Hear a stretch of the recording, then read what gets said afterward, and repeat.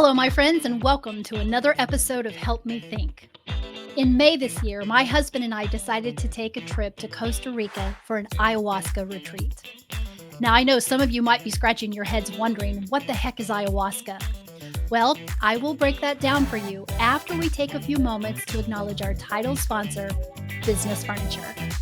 Help Me Think is sponsored by Business Furniture, a 100-year-old organization focusing on innovation since 1922.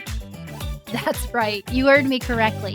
Business Furniture just celebrated its 100th anniversary of creating spaces where people can work better, learn better, and feel better. They truly are the experts when it comes to creating spaces where employees can show up and do their best thinking and best work. As you all know, hybrid work has gone mainstream, and it's one of the biggest economic and cultural changes facing leaders today.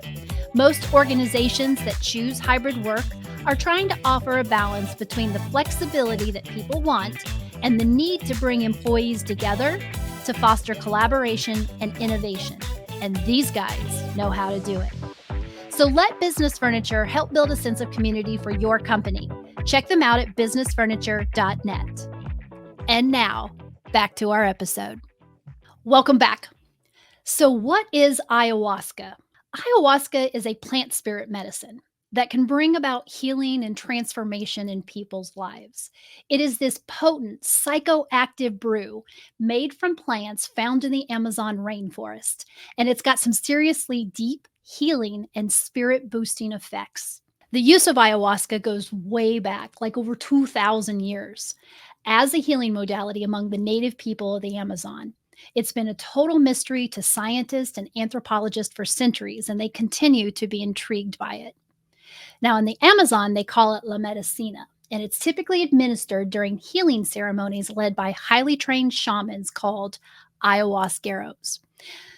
Let me tell you, my experience with ayahuasca was something else. It was deeply spiritual and life-changing, and it transformed me in ways that I can't even put into words. The healing power of ayahuasca is just so deep and incredibly potent.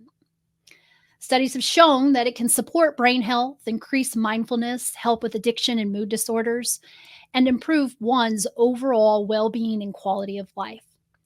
And this may be the reason why, for Westerners, ayahuasca is like the equivalent of a year's worth of therapy.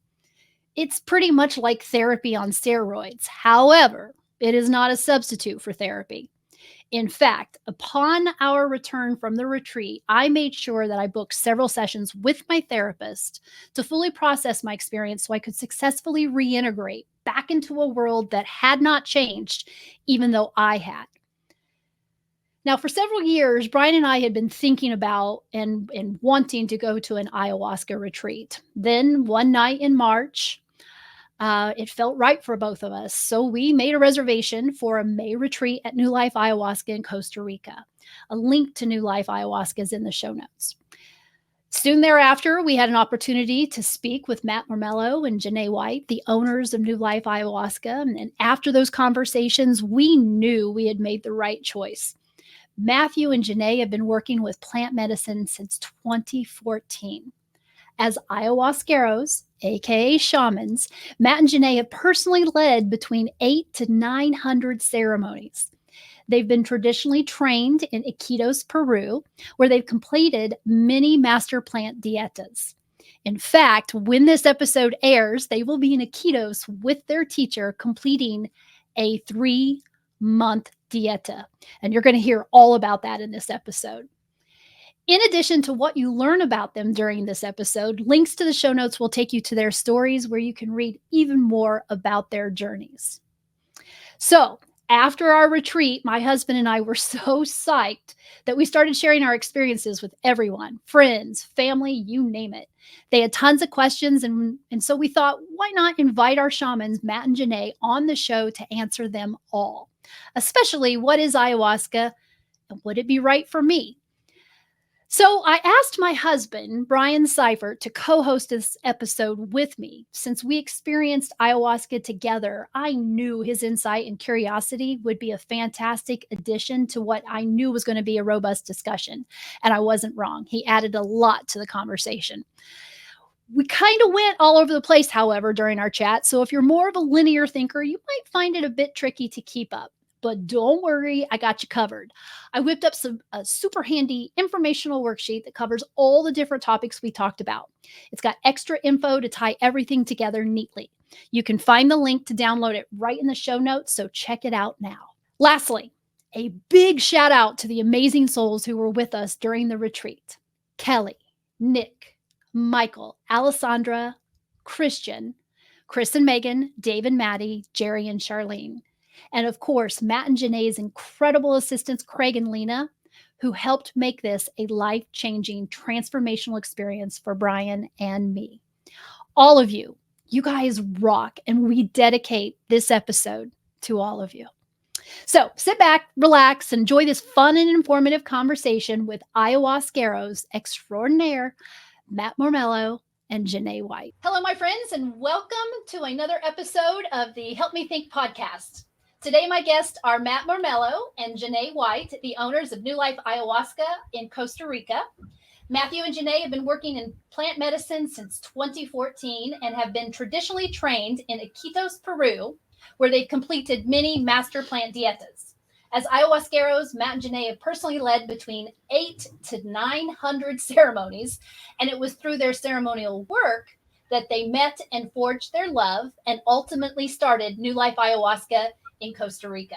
Welcome, my friends. I just can't tell you how comforting it is to see your faces and to hear your voices. It's great to see you guys. Thanks for having us. Yeah, nice to see you guys too. Thank you for having us on your podcast. I have to introduce my co-host today because I normally don't have a co-host.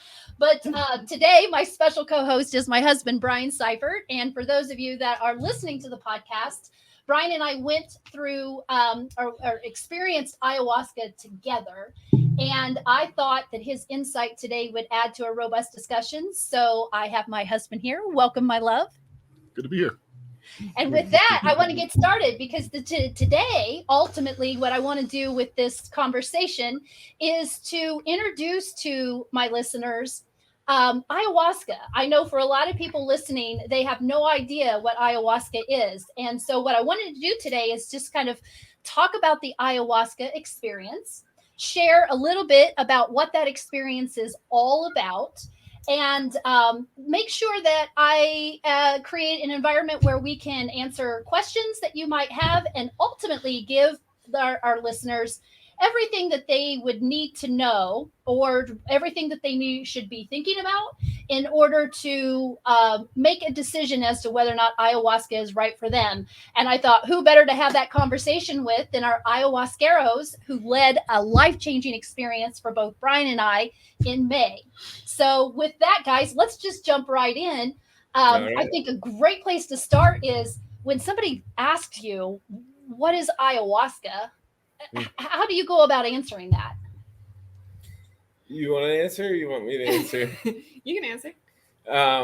So ayahuasca is a vine and a plant, a leaf of a plant mixed together. The active alkaloid in ayahuasca is DMT, and DMT is responsible for visions. So the vine acts as an MAO inhibitor. It's really crazy when you talk about this because, thousands of years ago, somebody figured this out. And well, the answer to that is that, if you ask somebody, they tell you that the plants told them how to do it. So the vine acts as an MAO inhibitor. So normally your stomach produces an enzyme that will break down DMT before it ever gets into your bloodstream. So when you mix the vine with a leaf that's high concentrate DMT, the vine stops your stomach from producing that enzyme so that the DMT from the leaf can get into your bloodstream and you can have a visionary experience. And so let's talk a little bit about why that visionary experience is so important to people and why, and maybe even why way back in the day, it started out as plant medicine, which still today it's plant medicine, right? Like, so why do we call it plant medicine? And ultimately, why do people gravitate to it? You go. Well, plant medicines are teachers that exist on the earth, and they're here to help us heal and help us learn and help us coexist on the planet that we live on. And so I think people gravitate towards it because there's a lot of distrust in the pharmaceutical industry. The pharmaceutical industry and the modern medical field has failed many people in their pursuits to seek long-term healing that's not just symptom management or medications that temporarily relieve some form of suffering, but come with a whole host of side effects or long-term effects down the road. Whereas plant medicines offer people a chance to reflect on their traumas in a way that they're not able to, either through conventional therapy or through the modern medical field, and kind of integrate what they experience through this like nature experience into their lives, so that they don't have to continue treating symptoms. They can actually address the root cause of some issues to find long-term relief so that they can move forward into their lives, and live the way that they want to live and embrace a life that they are happy with. Before we move on, I want to circle back to something that Matt said and just kind of reiterate what we're talking about. I think you said, Matt, that initially it was the plant's calling to put this vine and these leaves together. The scope of that, though, is we're talking about the Amazonian rainforest, and there's tens of thousands of species of plants. To think that somebody came up with this vine and that leaf and put them together almost on their own, the odds of that seem almost impossible. So I just wanted to point that out, that what Matt was talking about was the odds of that are pretty unlikely. So the logical solution would be that the plant's called to somebody initially and came up with that. It sounds a little crazy. I understand that. But then when you go, me and Jeanae will go for our trainings and we do what's called the dieta. So you basically, you eat a very strict diet. You don't have any electricity, no internet, no distractions. You're out in the Amazon jungle. So after a period of time of doing this, you get really connected to the what your surroundings, the Amazon jungle, certain plants, whatever plants that you're dieting, and these plants actually do start to communicate with you. So. And that's after a 30-day diet. So, if you can imagine being born that way and growing up that way, and, you're alive for 35 years and that's the only life you've ever known, no electricity, no internet, you're very connected to your surroundings. You're living in balance with nature. There's probably a pretty detailed line of communication between you and your environment. And going back to what Jeanae had mentioned earlier, what I have found fascinating ever since Brian and I started hearing about ayahuasca is that we're not talking about adding anything that is man-made to the brew. The brew is all plant medicine, and yet for years, people in the Amazon, and even today are using this to treat things that otherwise here in the Western world we can't treat with man-made products. And so I find it absolutely fascinating that we've got these plants, they exist, and they can be used not just to treat, I want to talk a little bit about, the Western world and how the Western world's using it, and how that kind of differs in how the, people in Peru and Costa Rica and those countries are using it, because it's not just there to help us break through barriers, which is kind of the reason that I was there and I wanted to use ayahuasca, but it's there to treat mental and physical ailments that if we really rely on this plant medicine, it can help us in ways that no man-made substance could help us, right? Am I thinking correctly about that? Or how would you fix what I just said, or correct it, or expand on it? Yeah, I'd take that one. Well, yeah. The Western medical model, maybe it's helpful for some people for some things, and so there's been a lot of things that are, have taken us in a good direction from that model. So it just seems to be maybe in the last 30 years or so, whatever's happened becomes more about treating symptoms and not actually get into the root cause of the issue. So yeah, I mean, ayahuasca is not so much used for physical healing in that way, in the way that people think of it. Ayahuasca is used to get to the root cause of the issue so that you can take the steps that are necessary to heal yourself with a diet or whatever the information that you get from ayahuasca. So ayahuasca is kind of just like a source of information, not really so much used for physical healing, but you take that information and you apply it in your life so you can achieve whatever physical healing that you're looking for. Yeah. Well, that makes sense, because I know that, just kind of transitioning it maybe a little bit to the ayahuasca experience for a second. One of the first, like our experience with New Life started the moment Brian pressed send on your website to say, we want to make a reservation. And then you guys made a phone call, and that phone call was all about a medical assessment to make sure that physically we were ready for this kind of experience. And in that medical assessment, ultimately, you were talking to us about the things that we needed to prepare ourselves for the experience. So there was work we had to do before. It wasn't like we were just going to show up and experience ayahuasca and everything was going to be fine. There was some prep work that we had to do. Yeah. Will you talk just a little bit more about what that prep work looks like when you're getting ready for an ayahuasca experience? Like you said, the first thing that we do is a medical screening, because there's certain things that we look for to see if ayahuasca is a good fit. A lot of the things that we have now, or that we look for with medications and stuff, when ayahuasca was originally used, those weren't necessarily concerns that came up in the jungle. So now we have to kind of modify our approach to see what is safe, because there are interactions with ayahuasca through certain psychological conditions and also certain medications that we need to be careful of. So we go through and look at that just to make sure that ayahuasca is a good fit.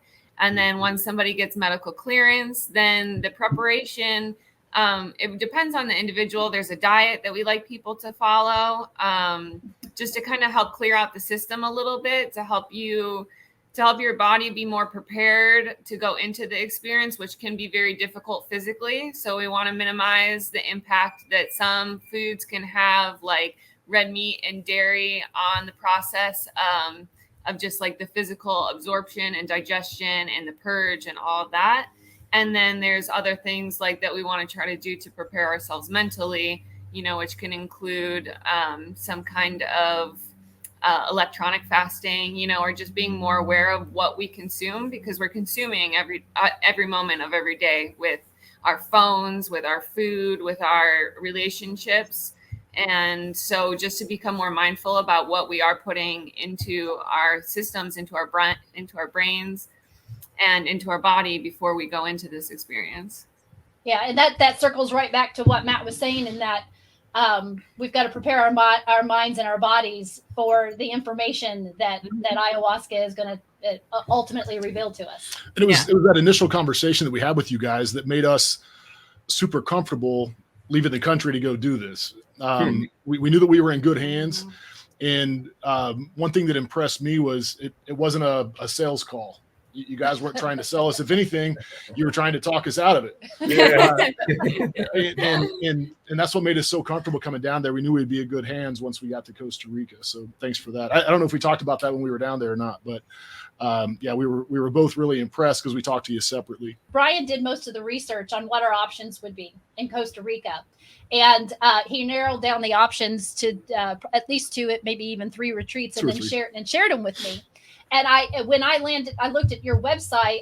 My immediate thought was, well, these 2 are Americans. and immediately I was like, but are shamans supposed to be Americans? And then after researching and reading more about your story on the website, I soon got past that. But that really begs the question, how do 2 individuals like yourself find yourself in Costa Rica as Americans, but definitely well-trained, highly trained shamans, ayahuasqueros, doing what you're doing? So let's just pause for a moment and maybe back up a little bit and talk about the path that led you to where you are right now and doing the wonderful work that you're doing.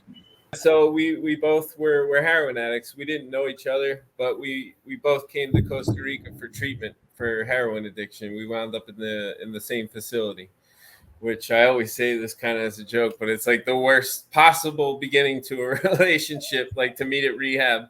That never works out. So if you're listening and that's happened, don't trust it. Sounds like it wouldn't be ideal for sure. Somehow or another, it worked for you guys. So that's what I want to know. How in the heck did that work? So originally, we came down for a plant called iboga, which comes from West Africa. It's also a visionary plant, but it has an ability to stop the physical withdrawal symptoms from opiates. That's what they say. That's kind of how it's marketed. My experience with ibogaine or iboga is not really that. I feel like more it knocks you into another dimension so far that you're just not aware of what your physical body's going through in that moment. So yeah, because you're still definitely, when you come back to this reality, you still have withdrawal symptoms. Anyway, that's beside the point. So that's how we met, and we both got offered volunteer positions at this iboga place. So we stayed and worked there for a while, and Jeanae's experience with iboga was a little different than mine. So that's kind of how we wound up drinking ayahuasca for the first time, because of Jeanae's lack of experience with iboga. But I can let her take it from there, since that's about. Yeah. So, I had done all the traditional, well, we both have done a lot of the traditional options for drug addicts within the United States, like rehabs, 12-step programs, and Suboxone and methadone programs and all that stuff. And so when I found out about ibogaine, well, my family researched it for me. My mom and my sister really put in the legwork for that. I wasn't really sure that I was ready to stop using drugs, because I was really scared of what life would be like without them and what life would feel like without them, because, I started using drugs because I was very, very sad and very lost, and had a lot of self-loathing and just in a really bad place. So I was scared of going back to that, but obviously I didn't like living as a drug addict. And so I thought, okay, I'll try this and see if it helps. And I didn't have any kind of visionary experience really at all. I was still in pretty severe withdrawal throughout most of it. It did reduce the amount of withdrawal that I experienced, but it was still really uncomfortable. And so afterwards I just felt really defeated and okay, even what they say is the world's most powerful, psychedelic that's supposed to put you under for 36 hours. And I'm just walking around smoking cigarettes, having conversations, because I didn't really feel much. And I just at that moment felt like, okay, I'm just destined to be a junkie forever. This is what my life is going to be, because I can't, nothing is giving me relief. And I didn't go back home right away, because I knew that I would just end up using. And Matt had told me that there was a place that he had drank ayahuasca once before. And he was like, hey, you should try this. Maybe it'll help you. And I had never even heard of it at that time. I didn't know what it was, but I just kind of was open to trying anything that might help. And I went into it like kind of, I wasn't prepared, I don't think, going into it. And maybe that's the way it needed to happen for me. But I just kind of went into it cocky, like thinking that because Ibogaine didn't do anything for me, that this was also not going to do anything. It was so intense that it was like disorienting, and it took me a long time to even really understand what had happened. And then after that first experience, Matt and I kept going and drinking more, and it was through like maybe my first 5 experiences that I, for the first time in my life, had felt any relief from like the constant oppressive pain, like mental pain that I had experienced for, the last 15 years of my life. And I was just amazed, because I had always thought that happy people were pretending and that it wasn't real. And so I finally got a glimpse into like what real joy felt like, what real gratitude felt like, what it felt like to be like actually connected to your feelings and not just be like crushed under a weight of darkness. And so that was, ultimately life-changing for me. Was that your first ceremony? You had those experiences? It was like a culmination over the first 5. The first one was so intense that I couldn't actually make sense out of anything that was happening in the ceremony. Ceremony. And so, but when I started to come out of it and I was trying to process like what I had just experienced by fire, I started having these thoughts of reflection about like where I was in that moment. And I've said this story before, so apologies if you've heard it. But after my first ceremony, I was sitting out by this fire, just processing and thinking, and really actually realizing for the first time that I was like in Costa Rica and I was participating in something very sacred and special and unique that so many people will not get to experience. Mm-hmm. And I thought about where I had come from just like a month prior and how quickly things can change and how much people can change. And I just felt really, really grateful for the place that I was in. And then I felt like a lot of compassion for the people that I knew back in Chicago that were still in the same place I was. And I just felt like in my heart that I knew that I was never going to be in that place again. Wow, that's fascinating. I just find it fascinating that the first or second ceremony can have that kind of an impact on people, but it does. I mean, I always tell my friends, like when they're like, well, tell me about your experience. I'm like, do you have 3 hours? Yeah. It's going to take me 3 hours to explain just the 2 ceremonies that I experienced and what that experience is like and how it has changed me, changed the way that I think. It changes my outlook. And I totally agree with you on that happiness. Like, I love that you said, I just thought happy people were faking it. But I mean, my gosh, I've been on this earth 50 years and I still to this day, I tell Brian over and over again, he's probably getting tired of hearing it, but, and I tell my friends after the second ceremony, I felt happiness like I had never felt before. And it was real.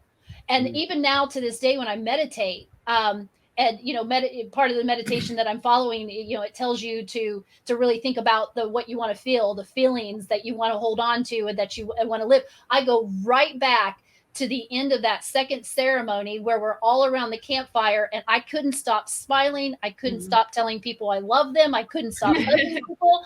And there was so much happiness that I just wish I would have figured out earlier than age 50 on how to feel that way.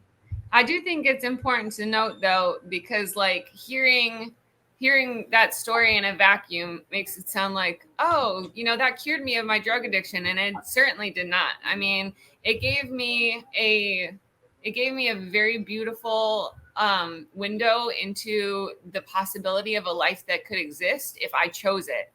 And then I had to change things in my life, which was really fucking hard. And, you know, it took a long time. It wasn't like I woke up the next day and I was just like, oh, I don't want to use drugs, and oh, life is happy, and I found the secret to life. Like, I got these little tiny pieces that were like, you know, almost like teasing me, like, don't you want to know more? Don't you want to see what this could be? And then like dangling the carrot in front of my face. So I have to take a couple steps of work to get to that next opening, and then a little bit further.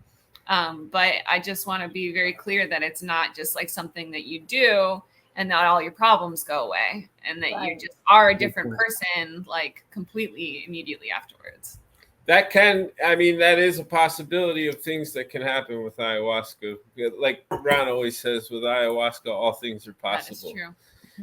That is true. That's my teacher. He always says that, and it is true. But you know, we always want people to have realistic expectations, because you know, the miracles thing or whatever you hear about, I mean, yes, maybe it happens sometimes, but that's the exception. It's not the rule. So, you know, most of the time, ayahuasca, if it works for you, it's most likely going to be a very long path in your life. It's not going to be, oh, I went to this retreat for 1 week and my whole life has changed. You're going to go down that path with ayahuasca and probably continue your work with that, whether that means once a year, once every 2 years, once every 5 years, maybe dietas, who knows? But it's a healing modality. It's just like I've said this many times, yoga or martial arts or meditation. You don't just go meditate for a week or do yoga for a week and then you're just like this fucking awesome guru. You know, it's something that you continue to work with, and you continue to grow and you change. And then things come up that you want to work on, and you change those things and you grow some more. But things will always come up and they will always need to be dealt with. And ayahuasca is just one modality to achieve that kind of healing. I think it's also, sorry. Yeah, I think it's also important to understand not all experiences were like Starla's that second time around. And Matt, you and I talked, and you cautioned that ayahuasca will humble you if you don't have the right attitude. Can you chat about that? And maybe give some examples of how you can be humbled with ayahuasca. I think I got a little bit of a glimpse of that. I don't know if you remember my experience. That second ceremony was a little bit different than Starla's. But it was still a good experience. I just didn't have the happy vibes that Starla had when I was done. But maybe talk about ways ayahuasca can humble you if you don't have the right attitude. Yeah, so with ayahuasca and all things in life, it's important to always remember that there is a balance. And yes, you can have those beautiful, very loving, ceremonies. They're just nothing but love and happiness. But, sometimes within ourselves, like I was just saying, there's always things that need to be worked on. Sometimes things are there longer than others. So sometimes ayahuasca has a way of showing you those things, and it's not so pleasant, because a lot of times people don't change. Myself, mostly, I'm always usually talking about myself when I'm talking about these kind of things. I don't change unless I get my ass stomped into the ground, and otherwise I say, yeah, okay, I'll deal with that later. But so I have been humbled many times in that regard with ayahuasca. Also, that's why I say it's important to remember that with ayahuasca, there's a balance. So just because you've had 5 very lovely ceremonies in a row doesn't mean the 6th one's going to go that way too. The next one, you could have your ass handed to you. Yeah. And you know that we're coming back in November, and I've been thinking about that because, and I just want to make a clarification here. I don't want to give the illusion that I had those 2 ceremonies and everything's perfect, because I when I catch myself slipping, that meditation, I use those ceremonies to take myself back. Like I'm like, let's go back to everything that happened during those 2 ceremonies, because I can feel myself slipping into old thought processes or old behaviors. They're trying to creep back in. And I know that this is a journey that I'm going to be on until until I'm, 6 feet under. I very much am ready for the unicorns and rainbows in my next. So you guys found yourself in Costa Rica. You were both dealing with heroin addiction. You had both tried iboga and had different experiences, but it sounds like that there was a gravitational pull over to ayahuasca. So Matt, how did you become familiar with ayahuasca, since you had went down there for a different plant medicine? Yeah, well, I had heard about ayahuasca at the same time I had heard about iboga. It was on a show on TV that they did about psychedelics on National Geographic. So that's, I'd heard about both. I was initially very attracted to ayahuasca, not so much iboga, which I later learned why, because I didn't really have much of a connection with iboga. But I couldn't take ayahuasca in the condition I was in. I had to get off the opiates first. So iboga was a plant medicine that was known for that. So that was why I initially wound up there. But I always felt very much more connected to ayahuasca since I had heard about both of them. So when I finished my ibogaine treatment, I found a place, or actually there was a chef that worked at the iboga place. He told me about this ayahuasca place that was maybe about an hour and a half away from where we were at. So I went there with him for the first time, and then with Jeanae for the second time. And I think the first time I drank it, I knew very, very strongly that I was very connected to the ayahuasca for whatever reason. Felt very loving. Probably at the time I needed a very loving experience because I hated myself at the time. I had like maybe 40 days clean, just come off a 15-year heroin addiction. So I didn't have a lot I didn't have a lot to be proud of myself about. Let's just put it that way. So ayahuasca gave me a whole lot of love, and it was really kind of what I needed. And I knew, I didn't know how, but I knew I wanted to work with ayahuasca. I didn't know how I was going to make that happen, but I just knew that that's what I wanted. As you probably read in my testimonial, you guys are the real deal. And, you take what you're doing incredibly seriously. You are well trained, and you can tell how much care and love and intentionality goes into what you do on a daily basis, and the experience that you're providing. So how did you get to that place that you were able to do that? What was the path from where we just ended to now?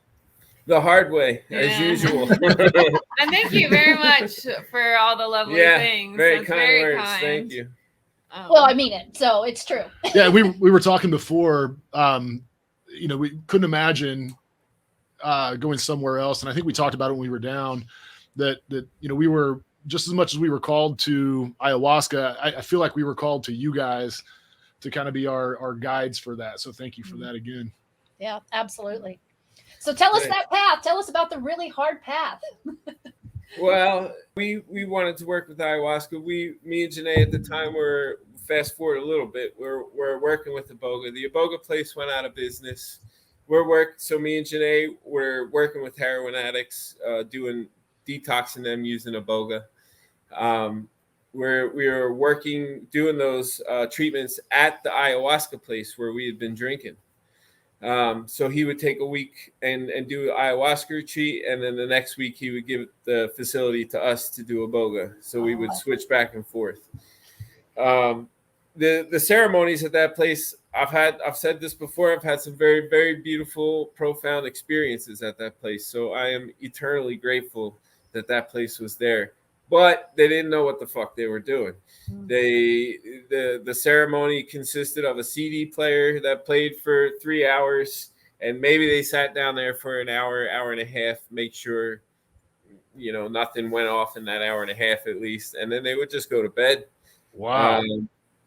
So, but like I said, I'm very grateful for that place. But we didn't know at the time. We were just like, oh, we could do this, like we could play a CD, and we wanted this to work with ayahuasca, and we thought maybe we could do that. So we reached out to a friend of ours who had been in Peru for 6 months already, and he was doing some work with ayahuasca. So we asked him to put us in touch with somebody maybe that would sell us ayahuasca or come do ceremonies in Costa Rica, or just a connection so we could like open up a line of communication with somebody down there and try to get something going. So he introduced us to our teacher now, Ron Wheelock. They call him the Gringo Shaman, and he's been living in Iquitos for about 30 years now. So he introduced us, and he was supposed to come do ceremonies for us in Costa Rica. He didn't make it. So we wound up going to Peru to drink ayahuasca with Ron. And we were like, oh shit, this is like how it's supposed to be done. We're like, we've seen YouTube videos and stuff, but we really got to see like this, this is how it's supposed to be done. But we still, even though we knew that, we still approached it the wrong way. We came back, we had some ayahuasca. We start, giving people ayahuasca and just playing recorded music. We had a gong and a meditation bowl, but we really approached it without much care and respect, which we paid for dearly in the years to come. And I'm going to interject because I disagree. I think that there was a number of contributing factors, the biggest one of which was our options were always, we need to figure out a way to make this work or we're going home and we're going to be drug addicts again. So it was either like we knew even in the beginning, I feel like the more that we do this work, the more we understand. And each time we go for diet, I always have some kind of revelation while I'm there, like, holy shit. Like, just when you think you've kind of got it figured out, this whole new fucking portal opens and you just have to go so much deeper and learn so much more. So at the time, like, we had probably drank ayahuasca 50 or 100 times. And we had, experienced benefit from it. So our hearts were in the right place and that we wanted to share this and that we wanted to work with it. But we were broke. Like we were, had been heroin addicts. We didn't have any money. We didn't have any resources. At this time, we had like probably 9 months or maybe a year clean. No, it's like a year and a half. Oh, was it? Yeah, so like still pretty early on. And you were volunteering at the retreats, right? So you were just pretty much working for room and board at the time. Is that right? Yeah. At the Iboga place. Then when we went off and worked at the ayahuasca place doing Iboga stuff, we were on our own. Oh, gotcha. And then when we had for the first year and a half, we worked with various partners because, like I said, we didn't have any means to do it on our own or the experience to really be doing it on our own. So we always had some partners. And for the first year and a half, we just kept getting screwed every which way on every kind of people that we worked with. It was always ended up badly.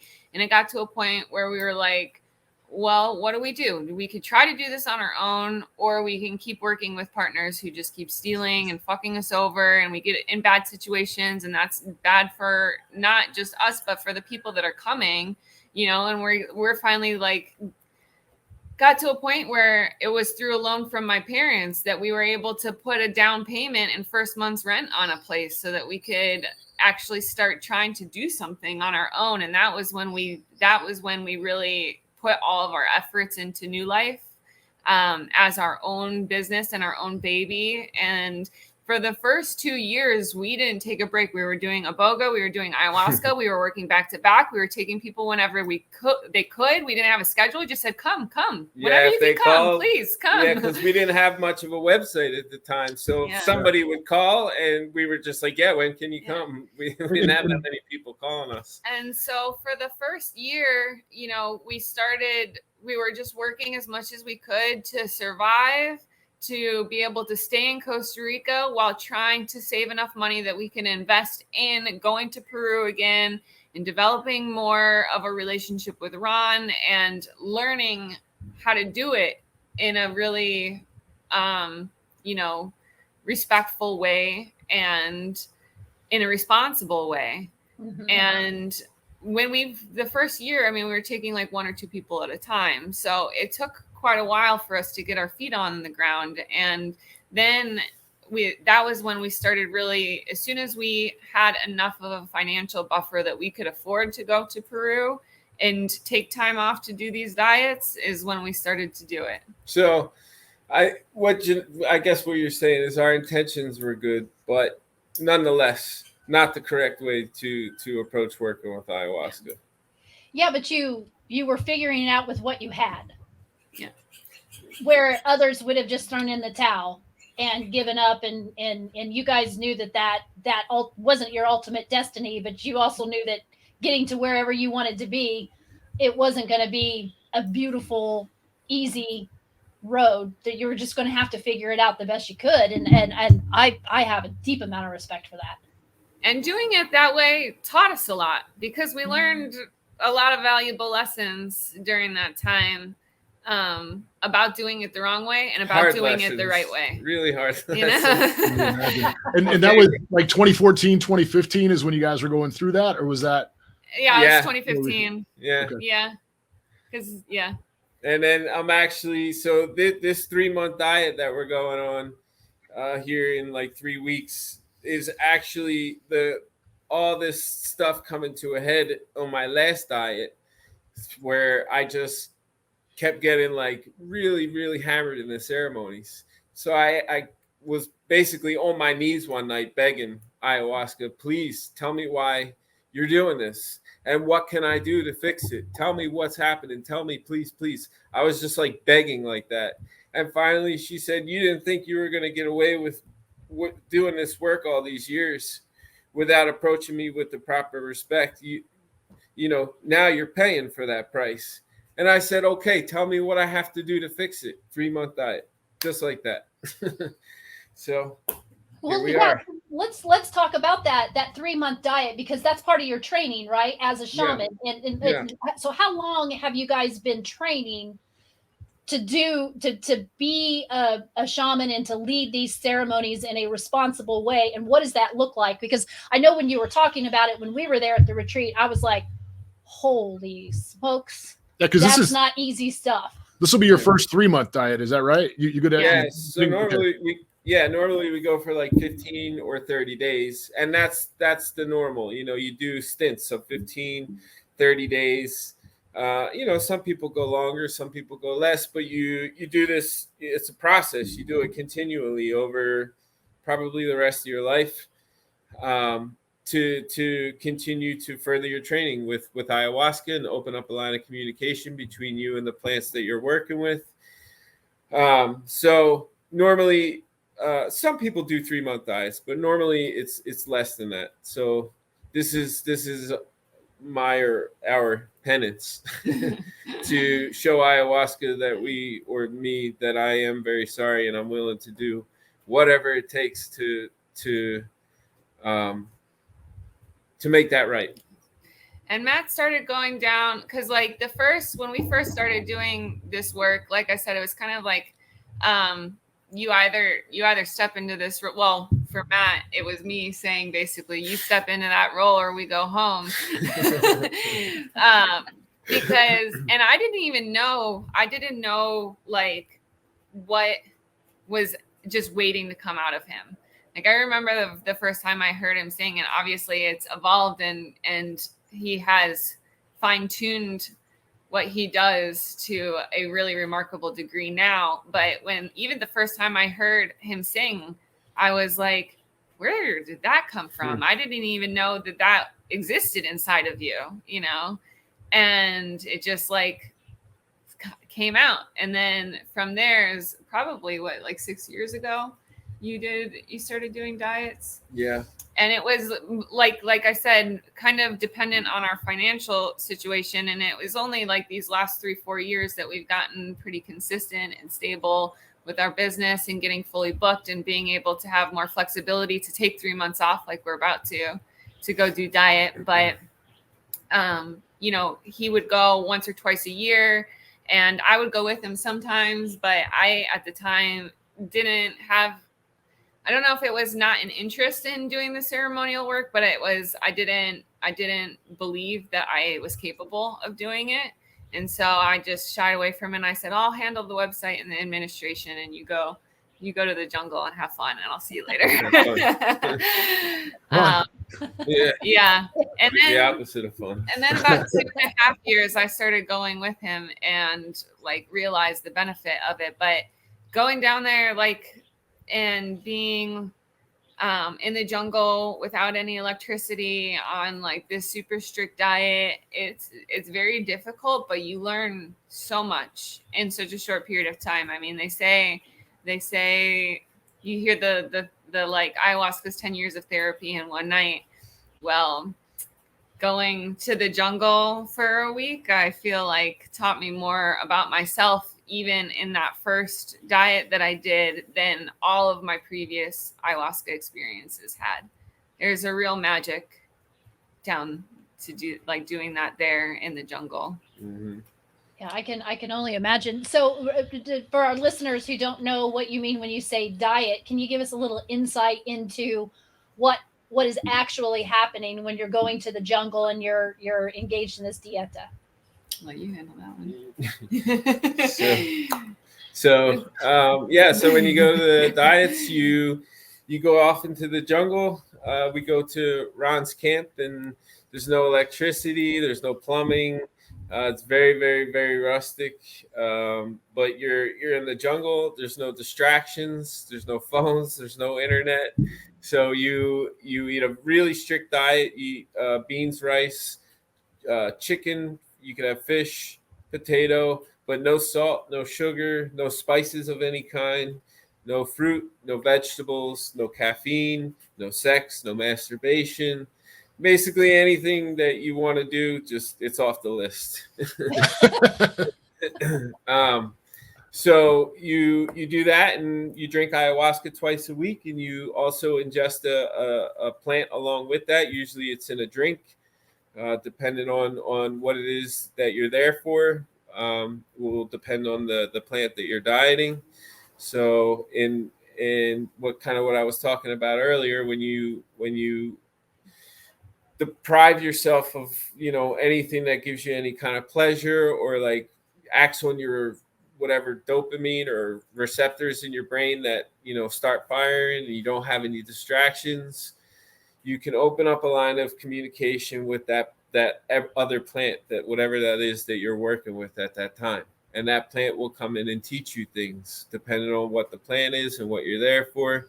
Teach you things. Well, they can be used for defense and ceremonies. If you're being attacked, you can call in the spirit of these plants to come in and help you defend yourself.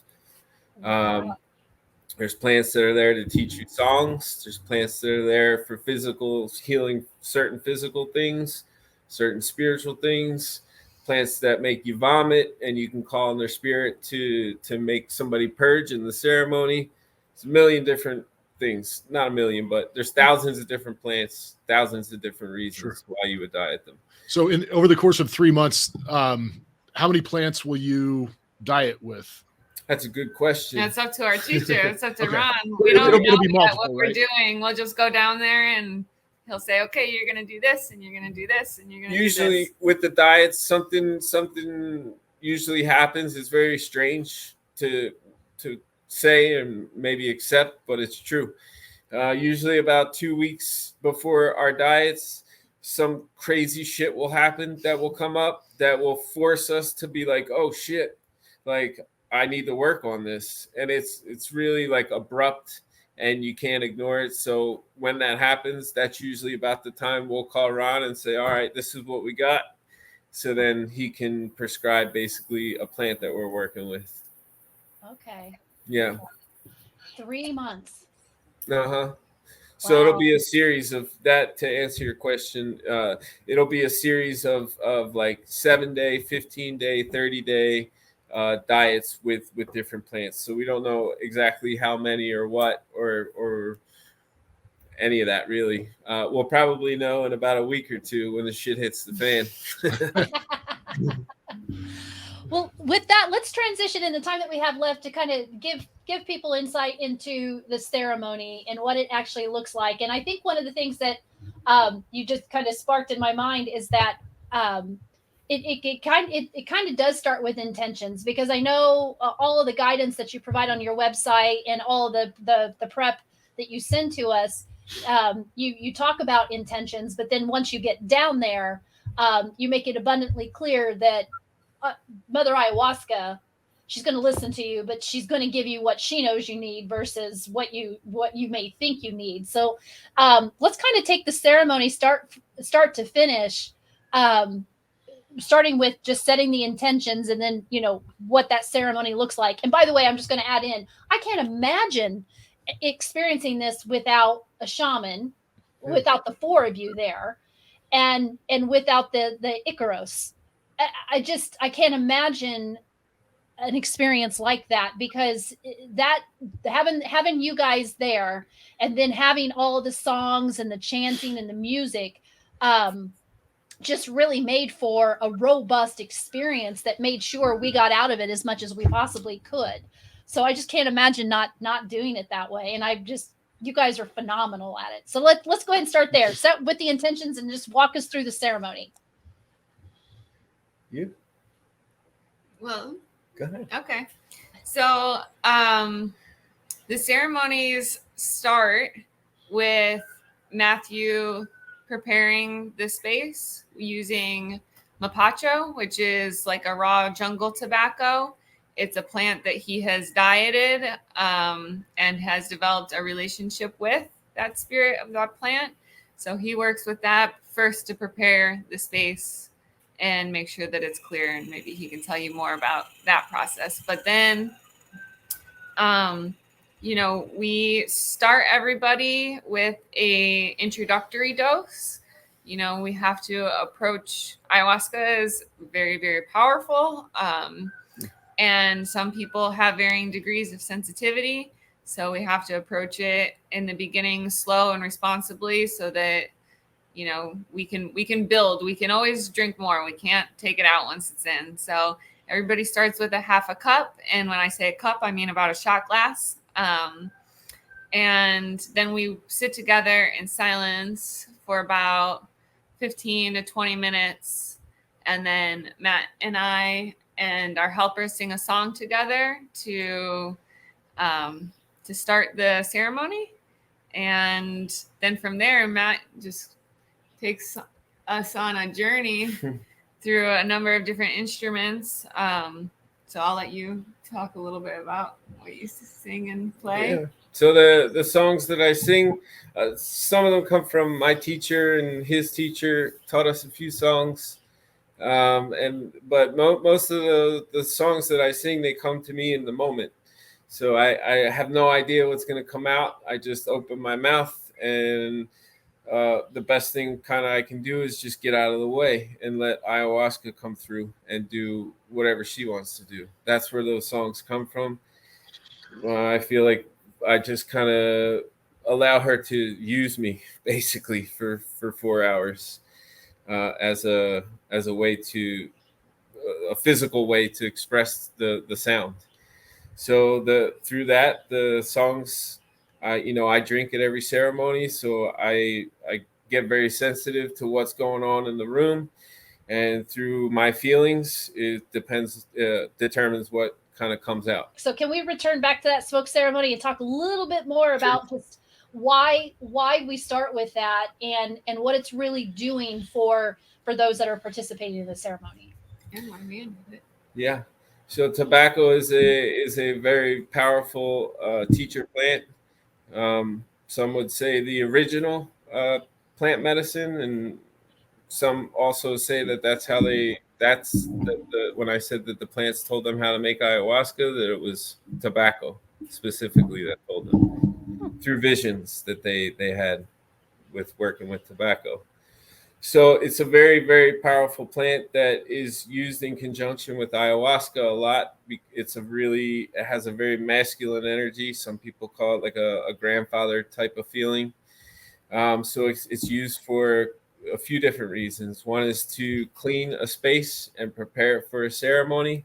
Also, spirits like the smell of tobacco, so it invites good spirits into the space before the ceremony.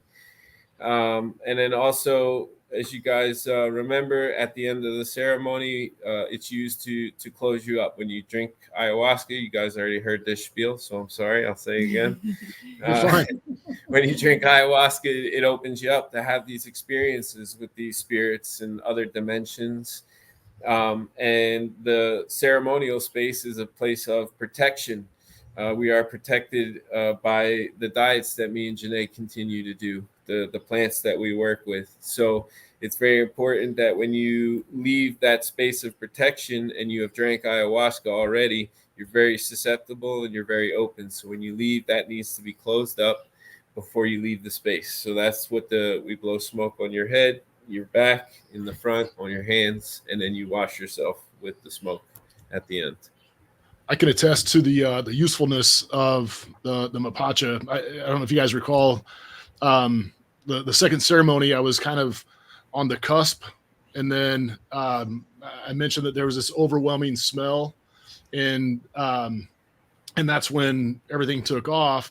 And I remember in the share circle, Matt was like, "Oh yeah, that was tobacco water." Like and it totally worked. Like as soon as I smelled that, that's when everything started happening. Yeah. And I suspect that was a little bit of reading the room, right? Yeah, very. Yeah, I use it for, like I said, a lot of different reasons: protection, defense, and yeah, I use the tobacco water too. Sometimes if I feel something that's maybe got a little weird energy in there, I'll use it to kind of shoo it away. Yeah. And Very important. in sharing the ceremony, or at least our ceremony experiences with others, almost everyone's taken aback that they're like, oh, the shaman and the helpers drink with you. Yeah. And that's actually been one question that I've really kind of continued to struggle to answer is what's happening? Why are they drinking with you? So can you give us some insight as to why that's so important and actually what you're experiencing as a result of drinking with us? Yeah. So the reason why, there's a few different reasons. The main reason is to be able to guide people through that space. You need to be in that space. Otherwise, makes sense. Yeah. And yeah, it's just like, I don't know. There's probably 10 other things I would definitely rather be doing that night, because ayahuasca, it's sometimes it's very loving and caring and beautiful, but it's not the easiest thing you do. So, but it's important to do that. So it's like I said, it's important to be in that space if I want to take you guys through that space. And also the helpers drink smaller amounts so they can get connected to the ceremony, connected to what's going on in there, because that's how we work with the ceremony and the spirits in there, is by being in that space. And the way to do that is to drink ayahuasca. Yeah, it really allows us to tap into what that energy is. And there's while ayahuasca is a very individual experience, it's also a collective experience, which is why we keep our groups small, because we do have to maintain that energetic space in regards to, 14 to 16 people all processing. They're all having an energetic release as well. We all come here trying to either get rid of certain things or heal certain things. And so there's a lot of stuff happening in that space. And the way that that Matt especially is able to, like you said, Brian, I felt like that was intentional. You knew when to put that tobacco water down. And the only way to be able to know when to do certain things or call in certain songs or call in certain spirits is by living that experience with everybody else that's going through it. Yeah, that makes complete sense. And I can only imagine the physical and mental toll that it takes on you guys to be experiencing what 14 other people are experiencing. Like for us as participants, it's our own individual experience, but it sounds like that when you're in that space, you're absorbing all of the experiences of everyone and then using that information to just to decide how you move the ceremony forward. Yeah, it's a good thing. It's good for us though. And then we always have the diets to clean ourselves. All the stuff that sometimes we take on or don't take on, the diets help to kind of dump all that. Also surfing helps us to. The Sure. ocean Yeah. it's got its own healing energy. That's why we really, like today's schedule and this was around high tide because it's important for us to have an outlet to get rid of some of that stuff. And I think you guys left the retreat to go surf. Like the day we left, I think you guys went surfing that afternoon, I think. Yeah. The day the retreat was over, that's usually first on our agenda, as long as the time works out with the tide. Yeah. So surfing's kind of another form of purging then. Yeah. Yeah. Yeah. It's a way to like just dispel all that energy. Let the ocean take it away. And we'd be remiss if we didn't talk a little bit about the purging. I laugh when I'm talking about it with other people. I've created a hierarchy of purging. And I'm like the lowest level is the most pleasant is the yawning. Right, that's the most pleasant. And then what we said, your nose running, because that second ceremony, your nose was running nonstop. And then let's see, I think I did farting, or no, belching, farting. That's just not pleasant for the other people, though. Right. And then shitting and then vomiting. And I guess there would probably be an argument as to which one's really the worst there, but there's that hierarchy there. And I've noticed, because I think at the end of the retreat, I kept telling you guys, like, I'm trying to recreate this yawn. Like, I can only yawn that way during the ceremonies. It's like a whole body yawn. But it's like the jaw comes out. It does. But interestingly, as you guys have said to us, you're not going to walk away having processed everything right after the retreat, that your learning is going to continue. And there have been a handful of nights where I've been in bed and maybe I'm meditating, or maybe I'm not, maybe I'm just processing. And if there's a thought that comes that shouldn't be in my head, or it's not a healthy thought, all of a sudden out of nowhere comes this big yawn. And I'm like, oh, there it was. And I was like, oh, wait a minute, what just left my body? Because I need to pay attention to that. Apparently it did not belong in there. Yeah. So let's talk a little bit about the purging process and why it plays such an important part, or an important role in the ceremony, or in what's really happening during that time. I just want to point out, I'm sorry, we can go back to that, but it's very interesting that you pointed out about the yawn and what's coming out, because that's what people used to say, like whenever, I don't know, 100, 200, 300 years ago, when you yawn and when you sneeze, that it's like a spirit jumping out of your body. That's true, yeah. I really did during the ceremonies. It's early on in the first ceremony, I clued in pretty quickly that that's what was happening, because going into the first ceremony, neither one of us knew what to expect, and I'd be lying if I didn't say I was terrified, right? I didn't know what was going to happen. I've never done anything like this before. So, but I was doing my best not to think, because I thought, well, maybe I'm supposed to just relax, let it all go, and not think. But as soon as the ayahuasca kicked in, my brain was like just overdrive, right? And all of a sudden I could see these thought. And I was like, well, I can't help it. I'm going to process. I'm going to think. And every time there was something that I needed to let go of, immediately there was this yawn, and I could just feel it and somewhat see it just going out, just leaving, just getting out of my body. And I'm like, okay, that must have been my cue that this is something that I need to let go of. Well, you just perfectly described what the purge is. Yeah. It's letting go. It's releasing. I mean, we store stuff in our bodies in all different kinds of ways, whether that's energetically or physically. And, I know the purge is not something that most people look forward to, especially when they're coming to ayahuasca for the first couple of times, because it's typically not a super pleasant experience. I love it. It's my favorite part. Yeah, you learn to like it, because I mean, the actual purging part for me, I don't look forward to. I mean, I don't like it, but the feeling immediately after a really good purge is like the most euphoric, peaceful, like Zen, all beautiful, encompassing moments that I've ever had on ayahuasca. It's always immediately following a really, really big and good, beautiful purge.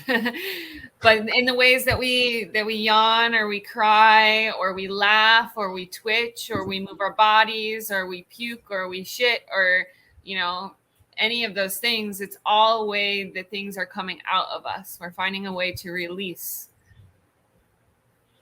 And that is exactly, I would say, for both, well, I'm not going to speak on your behalf, but for me, I felt like I just had 2 full ceremonies of just releasing, just letting so much go that I otherwise couldn't do on my own. Because kind of going back to that DMT, what I've read, and you guys obviously can speak to this better than I can, but there's a bit of ego suspension going on. Like when you're in the ceremony and the ayahuasca is doing its work, it's taking your ego away so that you can actually go through the experience without any kind of self-judgment. Or at least that's what I felt like I was experiencing. Like I can beat myself up like no one else possibly can. Like I can be my world's worst critic. And then during the ceremony, it was like I could have all these thoughts, but I wasn't able to judge myself while I was having these thoughts or experiencing emotions. There was no judgment there. And then all of a sudden, whatever needed to go, the purge just made it go away. It's nice. Yeah, it can go that way. I judge myself a lot in ayahuasca, though, so it can go that way too. Really hard and uncomfortably sometimes. Really? Yeah. I mean, it goes both ways. Yeah. Now, is that judgment happening like while you're participating in an experience, or while you're being the shaman and facilitating it? Yeah, it can be both. I try not to let that stuff in while I'm leading ceremonies. I try to focus more on what's going on with the group. But yeah, I mean, sometimes ayahuasca doesn't, it's not my choice all the time. So sometimes I need to be shown something, so that it's going to come out whether I'm leading a ceremony or not. Yeah. So when we're sharing the ceremony with those that are listening, what else would you want to share about the ceremony or explain about the ceremony that would help people understand exactly what it is, so that they could decide if it's something that might be right for them? And maybe talk a little more about the Iquitos and how you come up with those and elaborate on that a little bit. Well, yeah, I can start there, and then I'll let you take it from there. The Iquitos. So okay. Yeah. Like I said, my teacher teaches me some, and then some just come like in that moment from the medicine. So just depends on what's happening in the room, the what I feel, and based on my feelings, a song will come out. And I feel like it usually almost always pertains to what is happening in the room with somebody or multiple people. So that's how the music comes to me. And then what was the other ones? The ceremony? You tell me. What were the other 2 things? Go ahead. No, I stacked on your question. Oh, okay. So. Well, just in talking about the ceremony from start to finish, what have we left out, or what have we not discussed that you definitely want to make sure is out there for those that are really trying to understand? Well, I think we covered a lot of it, but just something to be aware of, that like you were saying, Sarla, it's hard, especially now where we're at, to ever imagine doing ayahuasca in a type of environment that isn't ceremonial. But there are places that do that. And the ceremonial space is it's a special space, and it's created with protection and with intention. These songs that Matthew and I have learned have been passed down through generations of teacher to student, and they serve a purpose. And sometimes their purpose is to get on our nerves, to teach us a lesson, to be soothing, to be comforting, to make us purge, to create discomfort and movement in our bodies. There's a whole range of things that people experience within that space, but it is a space that we go through these experiences together. We always say at the start of our ceremonies, we start together and we end together. Please don't leave unless you have to go to the bathroom. And then when you're done with the bathroom, you come back. Because I just want to add, and just while it's on my mind, if you are considering an ayahuasca retreat or ceremony, whether it's at our place or somewhere else, a very important thing to look for is if the person that's facilitating the ceremony is also participating. If they're not, to me, and a lot of people that I know, that's a huge red flag if they don't. So just Okay. one And thing. then you're likely to be in the room with 40 people and listening to a CD also. Yeah. That's the case. Yeah. It's- And yeah. Speaking of CDs, the function of the Iquitos is to call in certain spirits. Like I said, there's songs that are for different things, and maybe they affect different people in different ways. The same song somebody can hear, and it's the most beautiful thing that they've ever heard in their entire life, while the person next to them thinks it's the most aggravating, annoying sound they've ever heard, and they end up purging during it or something. But the point is that those Iquitos call in spirits, and the spirits are there to assist in the healing. And the spirits cannot communicate through a playlist or through a boombox or through a set list. And, that's not to say, like Matt said earlier, we've had beautiful experiences in that setting, but there's a reason that it is done the way that it's done and has been done for as far back as in history as we know. And that it's a really, really important element of the experience, and I would never drink ayahuasca in any other way now, knowing what I know now. And I think that's it. I think there was something else I was going to say, but now I can't remember what it was. Well, if you remember it, you can pop back in with it. Okay. But no, I would agree. And you know what? The interesting thing was when we went into ceremony number 2, I was expecting the same Iquitos, the same music, the same, and it wasn't. And it didn't take me very long to kind of clue in. I'm like, ooh, this is a different night. Mhm. Like I could tell there was a different level of intensity night 2, just by the way that you guys were moving through the music and the instruments that you were playing. I could tell that you were navigating it far differently than you did the previous ceremony. And as you said, Jeanae, no set list, no playlist, no CD is going to do that for you. You need someone incredibly trained and experienced like you guys to be able to do that. Now, I have to tell you, it's not unusual every week, at least for me to walk through the house going, 99.99. I will sing it, and then he will belt out something like that you do, and it makes me giggle, and it just takes us right back. And I'm like, I'm glad some of that has stuck with us, but we're still waiting on that CD that you promised us. Mm-hmm. We I have wasn't going to say anything. Jeanae's she's gotta just like, well, you tracked it out already. I'll send you guys. Yeah. I'll send you guys at least a few minutes when we're done here. I promise. Okay. It's very poor recording with a lot of puking in the background. So. Yeah. That's all right. I never ever, getting back to something that Matt said earlier, I never thought that I'd ever get to a place where I smiled when I heard people vomiting, and I was happy to hear people vomiting. Get it out. Get it out. So, well, let's wrap up our discussion, because I know high tide is in it's there by now, and you guys are ready to go out surfing. But we definitely have to answer this question, because this has come up a lot in my conversations with other individuals. Is they will look at me and say, should I do it? And I immediately say, I'm not answering that question. You don't want me to answer that question. And the worst possible reason you could do this is for FOMO. You need to be called to it. So just explain to people how you would normally explain it if people are trying to decide, is plant medicine for me? And there's a delineation too. Some of the people that we've talked with think that we went down there for recreation, and I couldn't imagine going through ceremonies for recreation. Does that come up a lot too, as you answer Starla's question? Recreation, not so much. I mean, you hear about it once in a while. Every once in a while, we'll get like somebody who's been, going to AA or NA meetings for like 20 years, and that seems to be maybe a concern of those folks sometimes. But it very quickly, once you drink it, you understand that is not what it's about. It doesn't take long. And very simple answer is if you don't feel like you have to do ayahuasca, then you probably shouldn't. Matt and I actually talked because we knew this question was going to be coming, because people always kind of ask, like, how do I know?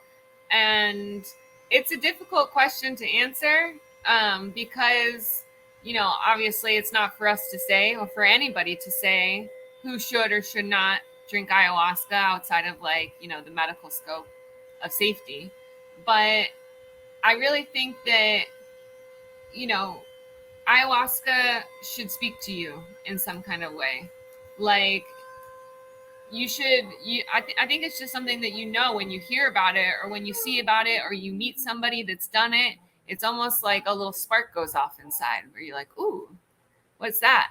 I need to do that, or I want to do that. And not like, you have somebody in your family who's like, this is going to help you. You need to do this. It's going to change. It's, you need to look at yourself kind of thing.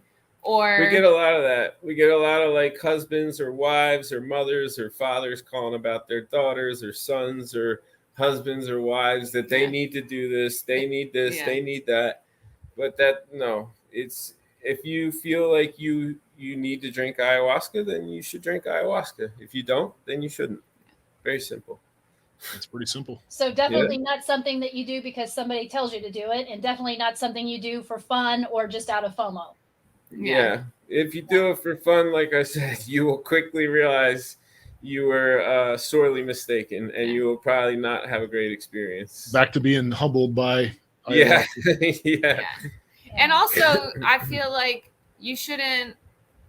I don't know. I was going to say that you shouldn't do it because you expect to get what somebody else might have gotten from it. Because as ayahuasca is like getting a little bit more recognized and becoming a little bit more mainstream, and there's more, people of status or of celebrity that have done it, people are hearing these stories and saying, oh, well, they did this and then got this result, so I'm going to do that and get that result. But that, you have to do it for your own reasons. And obviously there's an intention guiding everybody, but I don't know, I guess just to really feel if you feel connected to it and ask yourself if you're just doing it because somebody else did it. There are many ways to achieve healing. Ayahuasca is not the only way. So if, like I said, again, it just comes down to if you feel like you should, then you should. And if not, then maybe there's another way. Mm-hmm. Yeah, fair enough. Thank you.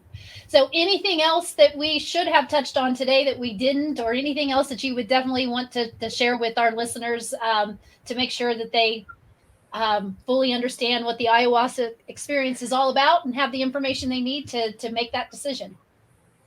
Yeah, just make sure you do your research if you're thinking about it. And Google's always good to Google the names of the people that you're going to, not just look on their website. And, ayahuasca's, unfortunately, there's some people that work with ayahuasca that are in it for different reasons. And so it's very important that you know who you're drinking with. Due diligence. You have the responsibility of making sure that you end up at a place that is safe and supportive to your experience. And just because somebody has a nice website or because they're well ranked or this thing or that thing doesn't necessarily mean that it's going to be the best experience for you. And that also is true to us. Our retreat is not going to be the best retreat potentially for everybody. I mean, there's so many different factors that have to be when choosing a place, so but it is the person's responsibility to do due diligence. And it's important to dive deep and make sure that you have that you're being guided by your instinct in which way to go. Yep. And I think that was true for us when we decided, because we had been talking about it for at least a year, if not more than that. I was going to say 3 or 4 years. Probably. Yeah. When we pulled the trigger, we knew. I was like, yes, press send right now. We're ready. And so one of the things I want to point out for our listeners too is that you guys are available to chat with. What I love about you guys is that you're so down to earth. You don't put on any kind of a show for anyone. You are who you are, and it makes it so easy to talk with you in a way to get your questions answered and to decide whether or not you feel comfortable doing this. So you guys are always available to have conversations with people before they make the commitment, right? Yep, absolutely. Well, that's how it has to be, correct? I mean, I always want to talk to everybody on the phone before they come. It's important that we not only that you know who you're drinking with, but that we know who we're drinking with. Yeah. And the other thing, Brian, just like you mentioned earlier, that nobody should be selling you on this experience. Anything.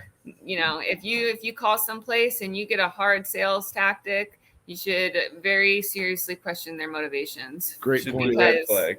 Yeah. Yep. And you guys never did that. No, like I said, Never, man, ever. it was more like you were talking us out of it. Yeah. Because Matt, you'll recall our conversation. I was kind of excited and running through the meds I was on, and like, well, you can't come. You're on blood pressure meds, and I was like, holy shit, that means Starla can't go. So, I could have still went. well, yeah. But I think that was February maybe, and I was like, I don't know how this is going to work, but I'm going and I'm going to participate.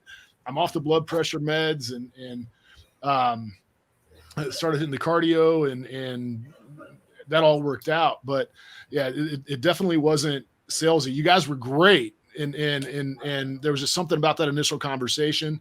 I could tell you were honest. I could tell that it was the right place. And I had to figure out how to get down there and be safe through the ceremony. Awesome. Glad you guys made it. Yeah.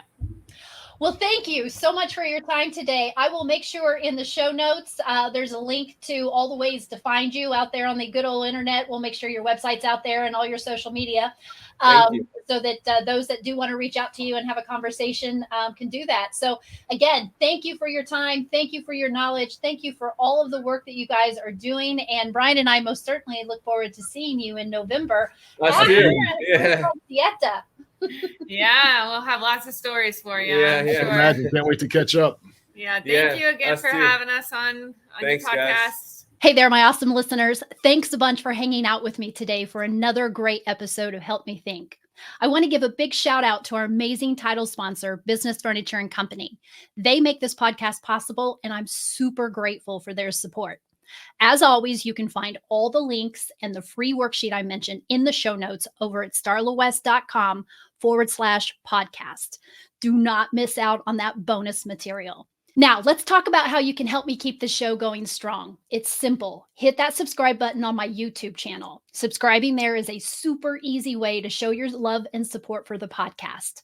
But wait, there's more. You can also subscribe to Help Me Think on Spotify, Apple, and Google. We're everywhere, so you'll never miss an episode. Got some burning questions or maybe some super cool ideas for future guests? I am all ears. Just head on over to starlawest.com/podcast and drop your thoughts in the comments section. I can't wait to hear from you, and I would love to connect. While you're hanging out on my website, do not forget to sign up for your no-cost online account. By doing that, you'll be the first to know about all the awesome free resources, upcoming events, online courses, and new products I'm cooking up just for you. All right, folks, that's a wrap for today's episode. Thank you so much for tuning in. I'm your host, Starla West, and I can't wait to catch you next time on Help Me Think. Stay curious and keep those brilliant ideas flowing. I'll see you soon.